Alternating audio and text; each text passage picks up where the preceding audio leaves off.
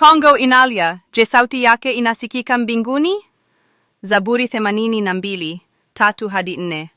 Mteteeni maskini na yatima, mpatieni haki mnyonge na mhitaji. Mwokoeni maskini na mhitaji, waokoeni na mkono wa waovu.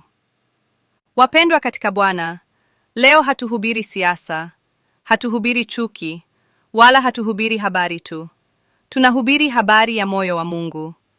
Leo tunaizungumzia Kongo, nchi iliyojaa madini, lakini watu wake ni maskini. Nchi iliyojaa utajiri, lakini imejaa vilio. Swali ni moja. Je, Mungu anaona yanayotokea Kongo? Je, kanisa lina wajibu gani? Chanzo cha vita si damu, ni tamaa. Yakobo 4:1. Vita vyatoka wapi? Na mapigano yaliyoko kati yenu yatoka wapi? Si humu, katika tamaa zenu zifanyazo vita katika viungo vyenu. Vita vya Kongo havijatoka kwa Mungu. Havijatoka kwa ardhi. Vimetoka kwa tamaa ya mali, nguvu na madini. Madini ambayo yanageuka simu mikononi mwa mataifa, lakini yanageuka damu kwa Waafrika. Popote penye tamaa isiyo na haki, hapo kuna vita. Mungu yuko upande wa walioumia. Zaburi 34:18. Bwana yu karibu nao waliovunjika moyo, na waliopondeka roho huwaokoa. Wapendwa, Mungu hakai upande wa mwenye bunduki kubwa, upande wa mwenye sauti kubwa, upande wa mwenye pesa nyingi. Mungu yuko kwa mwanamke aliyebakwa, kwa mtoto aliyegeuzwa askari, kwa familia iliyokimbia usiku bila kitu. Kutoka 3:7. Nimeyaona mateso ya watu wangu, nami nimesikia kilio chao.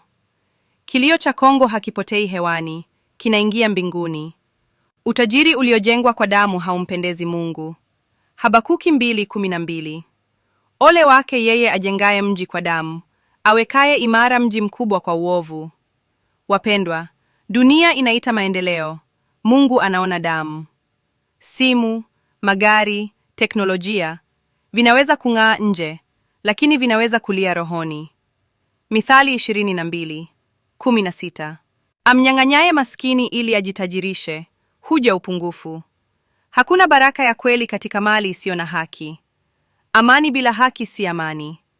Yeremia 6:14. Wakisema, amani, amani, wala hapana amani. Mikataba ya dunia ina maneno mazuri, lakini haina toba, haina haki, haina uponyaji wa mioyo. Amani ya kweli huja pale haki inapokaa katikati. Kanisa lina wajibu gani? Mithali 31:8-9. Fumbua kinywa chako kwa ajili yake aliyebubu. Uwatetee watu wote walioachwa peke yao. Fumbua kinywa chako, uhukumu kwa haki. Uwapatie maskini na wahitaji haki yao. Kanisa, lisinyamaze. Lisichoke kuomba. Kanisa linapaswa kuombea Kongo, kufundisha haki, kukataa unafiki, kusimama na waliodhulumiwa. Tumaini la Kongo. Zaburi 9:9. Bwana atakuwa ngome kwake aliyeonewa. Naam, ngome kwa nyakati za shida. Wapendwa, vita havitadumu milele. Damu haitalia bure. Haki ya Mungu haitachelewa milele. Ufunuo 22:12. Tazama, naja upesi, na ujira wangu upamoja nami. E Mungu wa haki, sikiliza kilio cha Kongo. Vunja mifumo ya dhuluma, waponye walioumia, uinue haki yako ipite mipaka.